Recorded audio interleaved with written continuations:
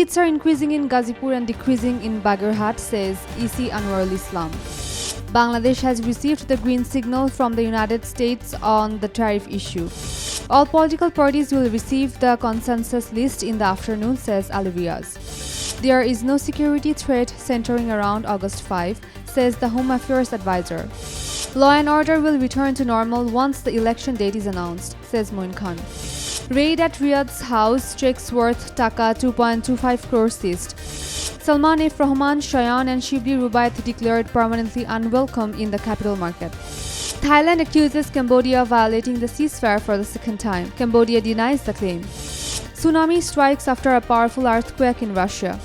England's captain ruled out even before the series started. Ghazipur district has the highest number of voters, so the boundary delimitation technical committee has proposed increasing one seat in Ghazipur. Additionally, due to the decrease in the number of voters in Baridhara, a proposal has been made to reduce one seat from the district, said Election Commissioner Muhammad Anwarul Islam Sarkar. He told journalists this on Wednesday at his office in the Election Commission building in Agargaon, Dhaka. Bangladesh is optimistic about the first day of the third round of talks on the tariff issue with the United States, where there has been a convergence of views on reducing Bangladesh's tariffs. Officials from the Bangladesh embassy in Washington have confirmed this information. The embassy officials stated that during the meeting, Bangladesh's trade representative presented the steps taken by the country to reduce the trade deficit to the U.S. Trade Representative (USTR). However, the matter may be finalized in the next 2 days of meetings. The list of issues on which consensus has been reached at the preliminary stage will be sent to all political parties this afternoon. Dr. Ali Riaz, Vice Chairman of the National Consensus Commission, said this on Wednesday afternoon before the meeting with political parties at the Foreign Service Academy. He added, "I hope to announce the decisions of the July Charter by tomorrow. All parties have agreed that the fundamental rights of citizens must be expanded.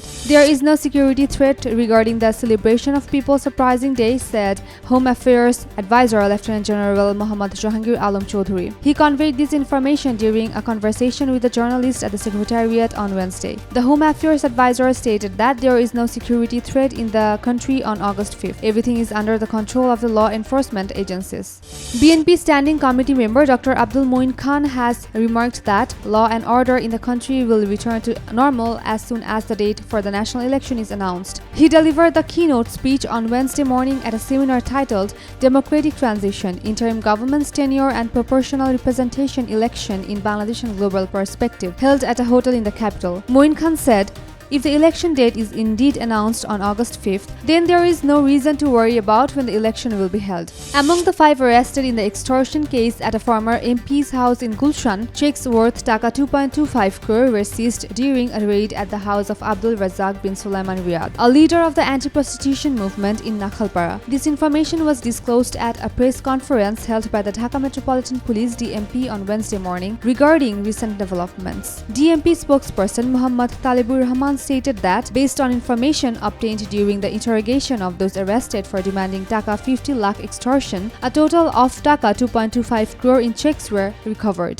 The Bangladesh Securities and Exchange Commission has declared Salman F. Rahman, former chairman of IFIC Bank and vice chairman of Beximco Group, his son Ahmed Shayan Fazlur Rahman, former vice chairman of IFIC Bank, and former BSEC chairman Shibli Rubaiyat ul Islam permanently unwelcome in the country's capital market. This information was disclosed by the BSEC in a press release on Wednesday. Thailand's military accused Cambodia of violating the ceasefire agreement in 3 separate disputed border areas on Wednesday. The Thai military warned that continued aggression could force it to respond more firmly. These accusations were made twice within less than 2 days after the ceasefire, which came into effect late Monday following 5 days of intense fighting, was agreed upon by both governments. However, Cambodia's Ministry of Foreign Affairs has denied the allegations. A powerful earthquake measuring 8.8 struck the eastern Kamchatka Peninsula in Russia, followed by tsunami waves reaching heights of 3 to 4 meters in some areas. Japan also experienced waves up to 30 cm high. The strong earthquake occurred late Wednesday local time, prompting a tsunami warning. In Japan's northern city of Hokkaido, the first wave measuring 12 inches struck, and authorities have warned that subsequent waves could be larger. England's all-rounder and captain Ben Stokes has has been ruled out of the fifth and final test match against India due to a shoulder injury. If England wins or draws the Oval Test, the host will win the series. If India wins,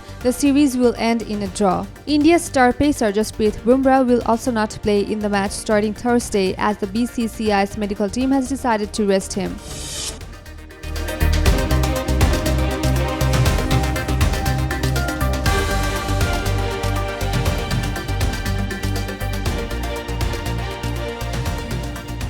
For more updates, follow us on Facebook, subscribe our YouTube channel, get the latest update on www.daily-sun.com.